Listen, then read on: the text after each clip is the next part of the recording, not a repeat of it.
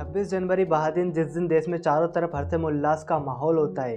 देश की तीनों सेनाएं और रेजिमेंट राजपथ पर अपनी शक्ति का प्रदर्शन करते हुए नजर आते हैं। और अब सलामी मंच के सामने नौसेना का मार्चिंग कंटिंजेंट विभिन्न प्रकार की झांकियां निकाली जाती है।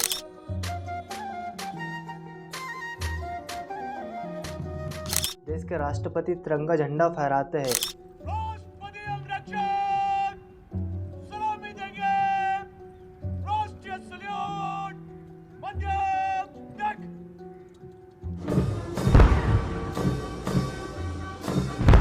स्कूल एवं कॉलेजों से सांस्कृतिक गीतों की आवाज सुनाई देती है। जब हम किसी से पूछते हैं कि 26 जनवरी क्यों मनाई जाती है, तो वह कहता है कि आज ही के दिन हमारे देश का संविधान लागू हुआ था और भारत एक लोकतांत्रिक गणराज्य यानी डेमोक्रेटिक रिपब्लिक कंट्री बना था 26 जनवरी 1950 को, जिस वजह से हम 26 जनवरी को सेलिब्रेट करते हैं। लेकिन आपने कभी सोचकर देखा है कि एक देश को चलाने के लिए एक संविधान की ज़रूरत क्यों पड़ती है? भारत का संविधान कैसे बनाया गया? जब भारत का संविधान 26 नवंबर 1949 को बनकर तैयार हो गया था, तो इसे 2 महीने बाद 26 जनवरी 1950 को क्यों लागू किया? क्या हम वाकई में रिपब्लिक हुए हैं या केवल कागजों में रिपब्लिक हुए हैं? आइए जानते हैं आज के इस वीडियो में।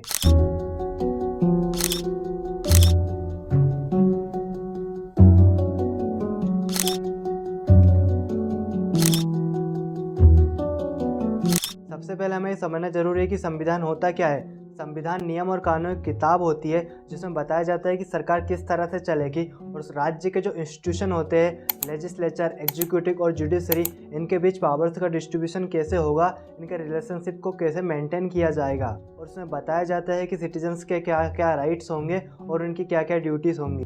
अब आप समझ गए होंगे कि संविधान होता क्या है और इसकी इम्पोर्टेंस क्या होती है। अब हम समझते हैं भारत का संविधान कैसे बनाया गया। भारत जैसे बड़े देश का संविधान बनाना कोई आसान काम नहीं था, क्योंकि यहाँ के लोग विभिन्न जाति, धर्म, संप्रदाय में बटे लोग हैं। इसी दौरान धर्म के आधार पर भारत से एक नया देश बनाया गया, पाकिस्तान। विभाजन के दौरान लाखों लोग मरे। उस समय विभाजन के अलावा एक और समस्या थी देसी रियासतों और राजवाड़ों की।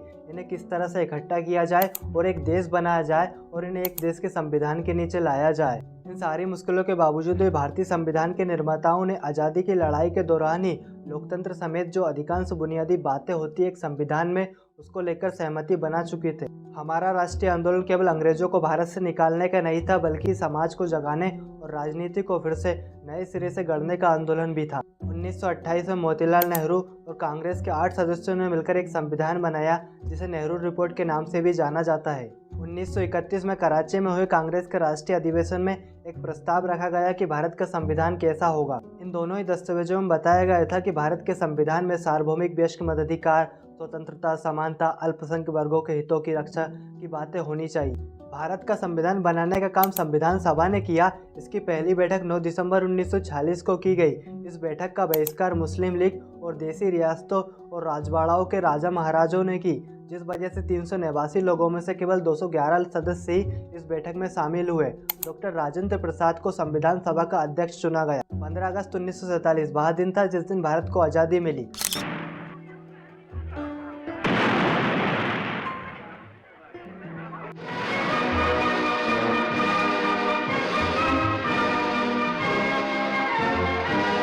उसी दिन क्यों आज़ादी मिली? क्योंकि उस दिन एक कानून लागू हुआ था, इंडियन इंडिपेंडेंट एक्ट 1947।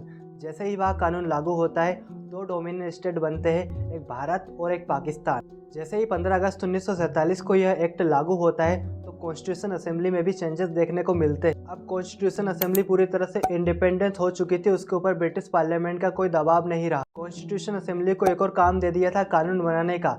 जब तक इलेक्शन नहीं होते हैं और नई पार्लियामेंट नहीं बनती, तब तक कॉन्स्टिट्यूशन असेंबली ही कानून बना रही थी। भारत के बंटवारे के बाद अब कॉन्स्टिट्यूशन असेंबली में केवल 299 सदस्य ही बचे। संविधान सभा ने संविधान को तैयार करने के लिए छोटी और बड़ी समितियां बनाई। इन समितियों में सबसे महत्वपूर्ण समिति प्रारूप समिति थी।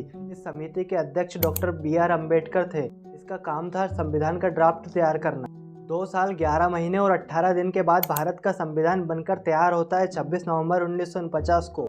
हमारे देश के कॉन्स्टिट्यूशन में हर एक वह प्रोविज़न है जो एक अच्छे देश के कॉन्स्टिट्यूशन में होना चाहिए। Democracy, fundamental right, fundamental duties, parliamentary form of government, independent judiciary, emergency provision, secularism जैसी चीज़ें। आपने कभी सोचकर देखा है हमारे देश का संविधान 26 नवंबर 1949 को ही बनकर तैयार हो गया था, फिर 2 महीने बाद 26 जनवरी 1950 को क्यों लागू किया?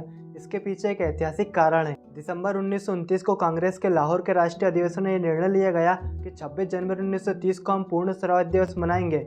26 जनवरी 1930 को पूर्ण स्वराज दिवस मनाया, तब से 26 जनवरी के दिन पूर्ण स्वराज दिवस हर वर्ष मनाया जाने लगा। इस दिन का ऐतिहासिक महत्व बरकरार रहे, इसलिए संविधान निर्माताओं ने सोचा कि क्यों ना इसी दिन हम देश को संविधान लागू कर देते हैं। भारतीय संविधान के आर्टिकल लिख दिया गया कि यह संविधान 26 जनवरी 1950 से लागू होगा। 26 जनवरी 1950 से भारत एक लोकतांत्रिक गणराज्य बन जाता है।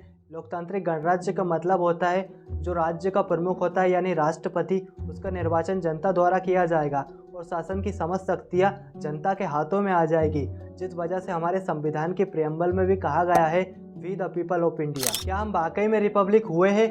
एक रिपब्लिक कंट्री के पास 4 चीज़ें होनी चाहिए। वहाँ का हेड ऑफ स्टेट यानी राष्ट्र का प्रमुख निर्वाचित होना चाहिए, वंशानुगत नहीं होना चाहिए। उस देश के पास संप्रभुता होनी चाहिए, उस देश में प्रिविलेज क्लास नहीं होना चाहिए और उस देश के पब्लिक ऑफिस सभी के लिए खुले होने चाहिए।